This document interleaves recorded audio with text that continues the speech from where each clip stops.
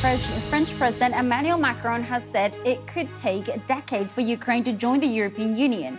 In a speech to the EU Parliament today, Mr. Macron suggested a parallel European community could be established rather than lowering the bloc's strict membership criteria. Ukraine started its EU application process in February, 4 days after the Russian invasion.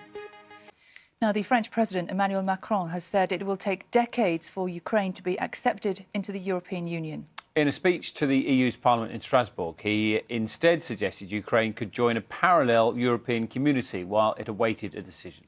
Well, his words came as fierce fighting continued in the eastern Donbass region, where Russia is trying to make gains. Let's speak now to our correspondent, Joe Inwood, who is in Lviv for us this morning. Joe, what's the latest that you can tell us?